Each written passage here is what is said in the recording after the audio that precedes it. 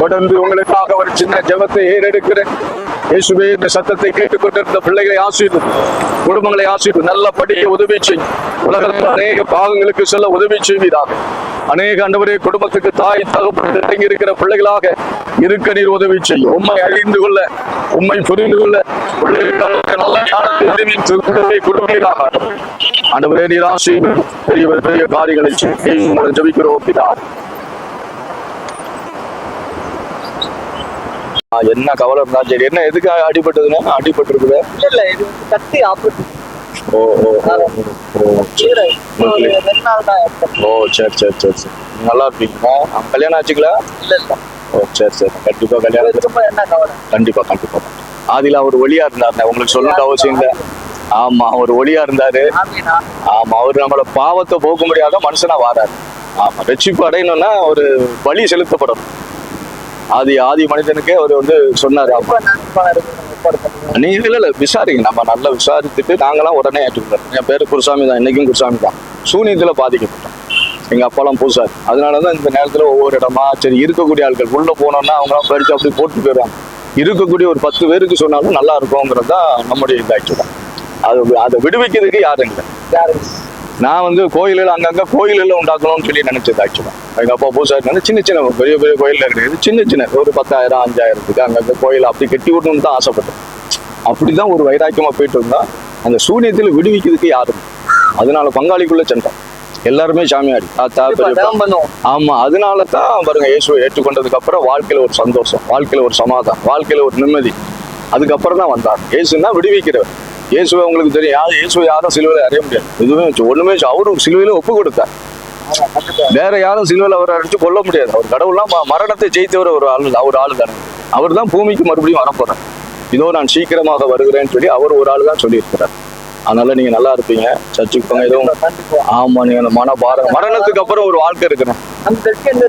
நம்ம சர்ச்சு இது AC search ஒரு இதுதான், மெம்பர் தான். நாங்க ஊரா போய் இந்த மாதிரி சொல்றது தான் எங்க வேலை. 2 இது இருக்கு, ஊழியத்துல 2 இது இருக்கு. சர்ச் வச்சு நடத்துறவங்க இருக்கிறாங்க, அவங்க போதகர்கள் ஆக்சுவலா. நாங்க இப்படிப்பட்ட ஒவ்வொரு இடமா போய் இயேசுவை பற்றி அறிவிக்கிறது. அப்ப ஆமா, எங்களுக்கு இந்த மாதிரி சர்ச்சு கிடையாது. ஒரு சர்ச்சில் மெம்பரா இருப்போம். அந்த சின்னமலை இருக்கு பார்த்தீங்களா, அங்கதான் மெம்பர் ஆக்சுவலா.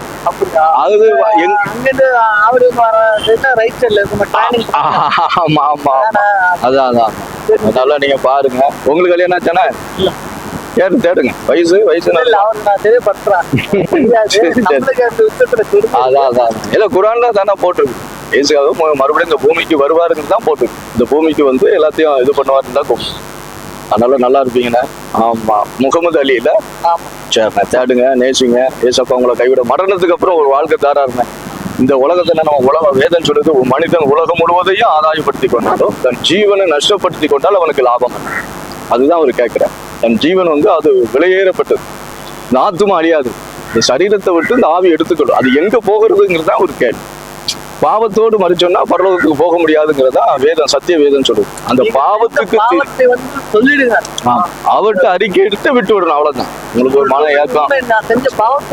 அதாவது அவர்கிட்ட வந்து அறிக்கை, அவரு தான் அந்த தண்டனை ஏற்றிருக்காரு. இயேசுவை வந்து யாரும் சிலுவையில கொல்ல முடியாது. அவரு வந்து உலக ரட்சகர். உலக மக்களுக்காக எல்லா பாவங்களையும் அவர் ஏற்றுக்கொண்டு சிலுவையில் அடிக்கப்பட்டார். கை காடு அப்படிலாம் ஆணை அறையணும்னு சொல்லி ரெக்கார்டு இருக்குது. பழைய ரெக்கார்டை இவர் வந்து நிறைவேற்றார். அவரு ஒரு ஆடை போல அடிக்கப்பட்டார். வேற யாரும் சிலுவையில ரத்தம் சிந்தனை இல்லை. மரணத்தை அவர் ஒரு ஆளு தான் ஜெயிக்கிறார். வேற யாரும் மரணத்தை ஜெயிக்கிறார். அதனாலதான் அவரை கடவுளுங்கிறோம். மரித்து போன இயேசுவை நம்ம சொல்ல முடியாதா? அது ஒண்ணு கிரீப்பம். நான் செத்து போனேன் என்னை பற்றி பேச முடியுமா? பேச முடியாது. நம்ம மனுஷங்க ஆக்சுவலா. அவரு தான் மறுபடியும் இந்த பூமிக்கு வாரேன்னு சொல்லியிருக்கிறார். ஆமா, அதனால நம்ம ஆத்மா வந்து அழியாது. மெயினா நமக்கு அதுதான். இந்த உலக வாழ்க்கையிலேயே நமக்கு ஒரு நன்மையை செய்யறாரு, ஒரு ஆசீர்வாதத்தை செய்யணும். சரிங்களா? உங்களுக்கு அவர் சின்ன ஜெபம் பண்ணட்டா? சரிண்ணே. கார்த்திகே உங்களுக்கு முகமது அலி. சோதர அன்புள்ள பரலோக பிதாவே, அருமையான சகோதரர்களை ஆசீர்வதிங்க. ஆண்டவரே, சோதரையா மனபாரங்களை எடுத்து போடுங்க, கவலைகளை எடுத்து போடுங்க, கண்ணீரை தொடங்க, வேதனைகளை நீக்கி போடுங்கப்பா. இந்த உலகத்துல ஆண்டவரே உங்களுக்கு ஒரு நல்ல ஆண்டவரே வாழ்க்கை துணையை நீர் ஏற்படுத்தி கொடுங்கப்பா. மனபாரத்தை நீக்கி போடுங்க. கர்த்தர் மேல் உன் பாரத்தை வைத்து விடுன்னு சொன்னீங்களப்பா. நீர் ஒரு தகப்பனை போல, தந்தையை போல எங்களுடைய கஷ்டங்கள் கவலைகளை கேட்கிறவர் ஆண்டவரே. தடைகளை நீக்கி போடுங்க, தேவைகளை சந்திங்க, பெரிய காரியங்களை செய். ஆண்டவரே, அற்புதங்களை செய்யும், அதிசயங்களை செய்யுங்கப்பா. 2 பேருக்கும் நல்ல நன்மைகளை கொடுங்கப்பா. அந்த நிலையான வாழ்வுக்கு, நித்தியமான வாழ்வுக்கு அழைத்து செல்வீராக. இயேசு மூலம் ஜெபிக்கிறோம். சரிம்மா, நல்லா இருப்பீங்கண்ணா. சரி,